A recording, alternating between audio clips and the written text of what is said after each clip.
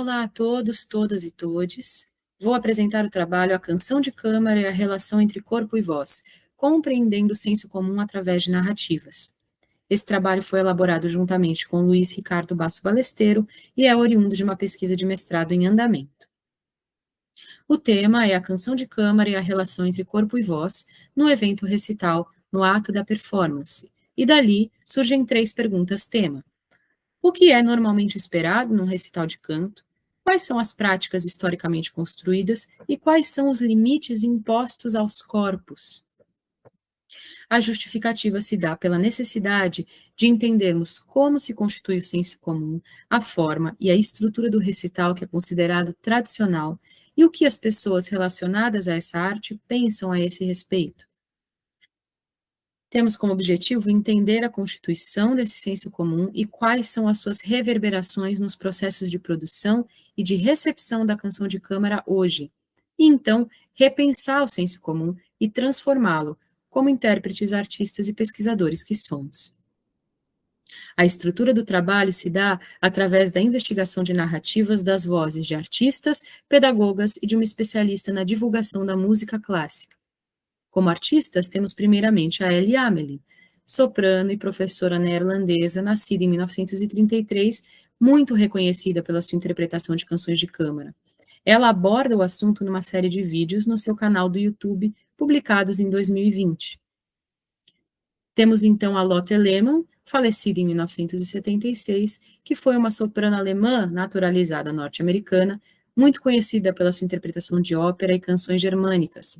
Também foi professora e autora de livros pedagógicos. Ela publica um livro abordando a interpretação de canções em 1945. Então, como pedagoga, nós temos a Shirley Emmons, falecida em 2010, que foi uma soprano norte-americana que teve uma extensa carreira como professora e é autora de livros de pedagogia vocal. Juntamente com Stanley Zontac, ela publicou o livro pedagógico The Art of the Song Recital, em 1979. Então, temos uma especialista na divulgação da música clássica, que é a Jenny Camilleri, pós-graduada em psicologia, apreciadora da música. Ela se propõe a analisar e opinar sobre as expectativas da performance nos recitais de canção de câmara na plataforma chamada Backtrack.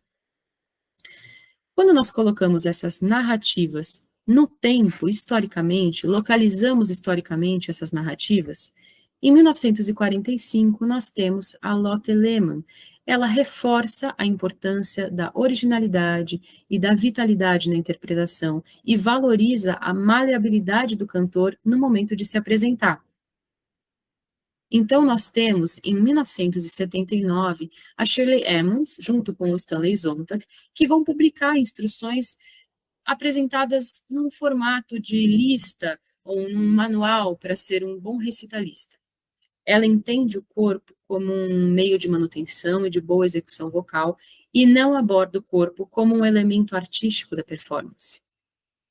Nós temos em 2016 a Jenny Camilleri, que afirma que num recital não deve haver cenários, não deve haver figurinos, que toda a responsabilidade recai sobre a voz. Ela também impõe normas ao público para que ele não espirre, não tussa ou faça alguma coisa que disturba o evento recital. Nós temos, então, em 2020, a Ellie Amelin, que vai limitar o corpo a gestos muito específicos, em momentos pré-determinados da canção. Ela entende o corpo como universal, ou seja, submetido a uma mesma ordenação de gestos para toda e qualquer canção. O que nós percebemos? Que essas práticas são herdadas através de escritos e do meio pedagógico acadêmico. Também percebemos que há um retrocesso, uma falta de atualização com relação à performance da canção, porque a narrativa que se mostra mais aberta à originalidade e à maleabilidade na apresentação é uma narrativa de 1945. E as narrativas mais limitantes, ou seja, limitam o uso do corpo, limitam o uso de elementos extramusicais, como cenário e figurino, são as narrativas datadas de 2016 a 2020. Muito obrigada pela atenção e agora abro esse espaço para perguntas e considerações. Muito obrigada.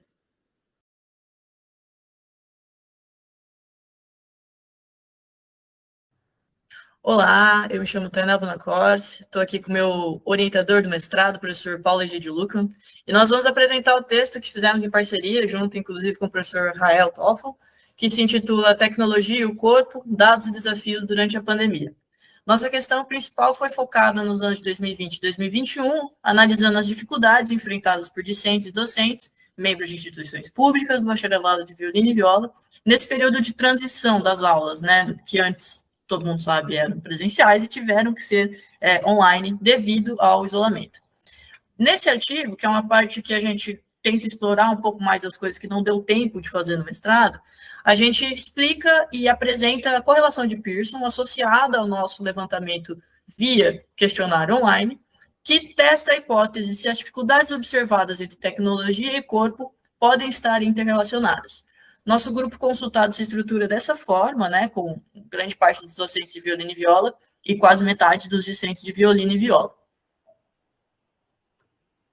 Olá! Então, a correlação de Pearson, que foi uma proposta da Tainá para a gente fazer análise desses dados, em resumo, a que a correlação de Pearson se refere? Ela vai de -1 a +1. Os dados são analisados 2 a 2 pela correlação. Se as respostas para os dois dados que estão sendo relacionados, se as respostas são muito semelhantes, ou seja, quando um deles é respondido que sim, seja pelo docente, pelo discente, o outro também em grande quantidade, vai se aproximando de +1. Quando as respostas a esses dois dados divergem, o coeficiente vai se aproximando de -1. Em resumo, a correlação de Pearson é isso, certo? E aí, no contexto da pesquisa, a gente ainda analisou com 3 categorias diferentes os dados analisados, que são organizacionais, corpo e tecnologia. Por que organizacionais? Porque, na verdade, docentes e discentes tiveram dificuldades diferentes no momento da pandemia. A relação dos docentes com a súbita implementação do ERE não foi a mesma relação dos discentes, né? A parte do corpo, o modo como as dificuldades da não presença física no mesmo ambiente, o modo como esses dados foram interpretados e transmitidos na relação dos docentes pelos discentes também não foi a mesma. As dificuldades dos docentes eram umas, as dificuldades dos discentes outras. E a questão da tecnologia, a grande limitação da tecnologia, ela também nos criou dificuldades diferentes, plataformas diferentes, atividades síncronas e assíncronas, dispositivos que não eram alguns dispositivos melhores, outros piores, tanto na mão de docentes quanto de discentes, a própria falta de hábito, a capacidade da gente se habituar com a situação, também tudo isso foram dados que causaram complicações tanto para um quanto para o outro.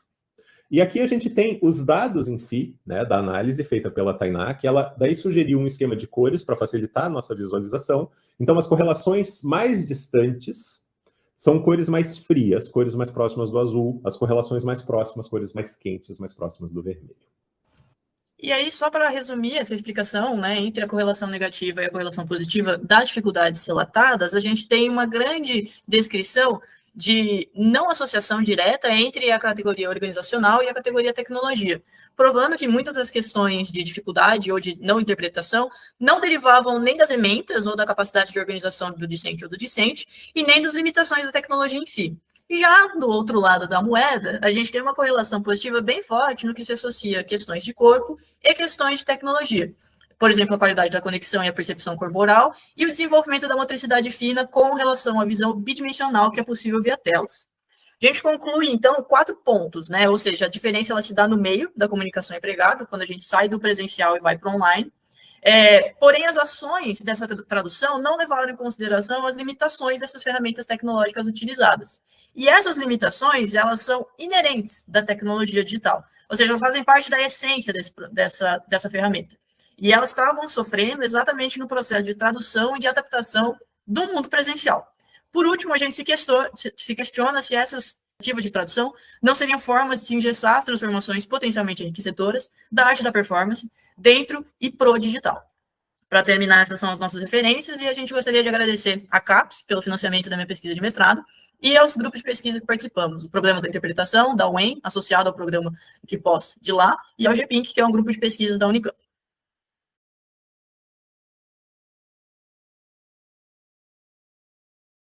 Olá, bom dia, boa tarde. Meu nome é Alfredo Ribeiro, sou doutor em contrabaixo pela Universidade Federal de Minas Gerais e sou coautor desse artigo juntamente com a Paula Cordeiro, que também é doutora em violino pela Universidade da UFMG, e pediu para eu estar aqui representando, infelizmente por questões pessoais ela não pôde estar. O nosso artigo intitulado Dies Vibrati de Fritz Kreisler em duas gravações históricas do concerto para violino e orquestra em Mi menor, opus 64, Felix Mendelssohn, se justifica primeiro, no interesse, né, de observar práticas interpretativas de um dos maiores performers do instrumento da história e na importância que tem sido dada à interpretação historicamente informada, seja em provas, né, com banca, ou porque esses trabalhos têm chegado mais em maestros, mais em professores performers, então tem sido cobrado a interpretação menos automatizada, menos romântica, automática, né, que era o padrão, e cobrado mais essa questão mais intelectualizada, mais controlada das interpretações. A gente está falando de duas gravações feitas por Kreisler, que é um dos maiores, né, performances da sua geração. Duas gravações em altíssimo nível, ou seja, não são gravações de começo de carreira, de fim de carreira, onde o músico já não estuda, onde o músico já não tem contato com o instrumento. E essas características são muito interessantes de estudar nessas gravações, porque Kreisler tinha a fama de ser uma metamorfose ambulante. Kreisler raramente fazia duas gravações com espaço de anos dentro dos mesmos padrões. Ele era alguém sempre antenado e buscando essa evolução intelectualizada das suas performances. Então isso gera-se uma super oportunidade de duas gravações separadas por 16 anos de uma obra tão icônica quanto o concerto de Mendelssohn, de um performer que tinha total domínio sobre o instrumento, né? Então isso é bem interessante. Com relação à metodologia, a gente usa análise espectral para extração de informações matemáticas quantitativas sobre os vibrati, né? Nós medimos profundidade, a quantidade de desafinação, né, utilizada no vibrato, a velocidade com que essa desafinação é aplicada. Então a análise espectral é uma ferramenta poderosíssima nessas análises mais profundas e matemáticas das performances. Como a gente tem pouco tempo, eu vou falar bem rapidinho, né? Na gravação de 1926, nós vemos um padrão de vibrati mais automatizado. Kreisler realiza o vibrati em 53 notas, sendo a maioria deles com um padrão de desafinamento médio e a taxa, velocidade lenta. Né? Ocorrem, claro, outros tipos, mas essa é a maioria. Isso mostra uma questão mais automatizada. Basicamente, todas as notas onde Kreisler tinha oportunidade de vibrar, ele vibrava. E isso mostra a tendência, né, desse começo, dessa primeiro 30% do século, do vibrato contínuo, né, onde era uma questão estética, onde todas as notas possíveis tinham vibrato. Então isso é interessante. Já 16 anos depois, né, na segunda gravação, ele ainda estava no auge da sua carreira, como eu disse, e Kreisler faz uma gravação mais dramática, mais introspectiva, com menos andamento, menos virtuosa, e ele realiza 21% menos vibrato nessa gravação, com profundidades maiores, ou seja, trazendo uma questão dramática maior. E esses vibratos, eles acontecem basicamente em pontos culminantes e locais de importância harmônica, sugerindo um uso mais intelectualizado desse recurso interpretativo, mostrando que não existe mais aquela necessidade de vibrar em todas as notas e da questão virtuosística absurda que era característica dele na primeira gravação. Vibratos também que tem uma questão crescendo, com mais calma em notas longas. Então isso tudo mostra uma calma maior, uma tendência intelectualizada ao drama mais nessa segunda gravação. E é isso, né? Nós temos um performer totalmente virtuoso na primeira gravação e uma gravação ainda de altíssimo nível feita 16 anos depois, com características muito mais introspectivas, muito mais menos automatizadas. Muito obrigado pelo tempo de vocês e forte abraço, e estou à disposição para responder perguntas.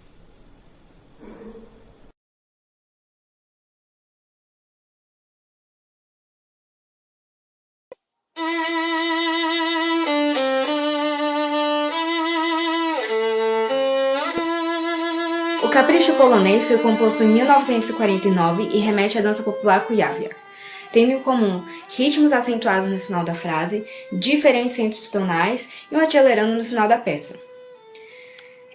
A inspiração no folclore também fica evidente com o uso de escalas ambíguas que se aproximam do modalismo e pela própria técnica de violino, que remete ao violino popular da Polônia, ao fazer uso de cordas duplas com nota pedal.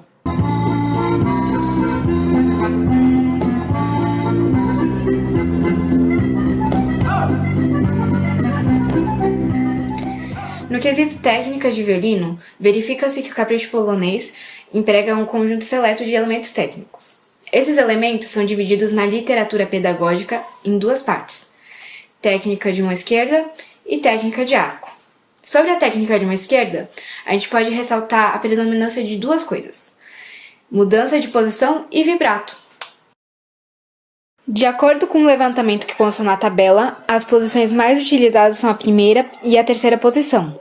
Por serem as duas posições geralmente mais utilizadas no repertório de violino, as que são ensinadas primeiro, o violinista está mais familiarizado com elas.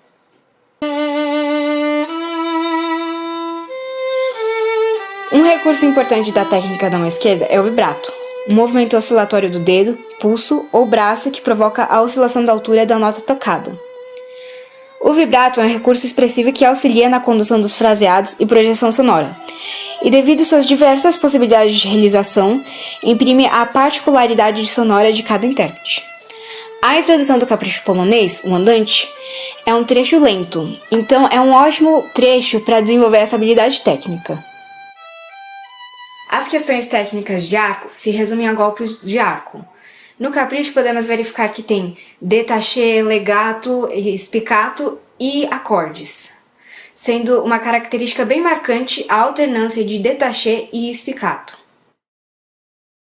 Antes de falarmos da potencialidade didática da obra, é importante entender o conceito de didática.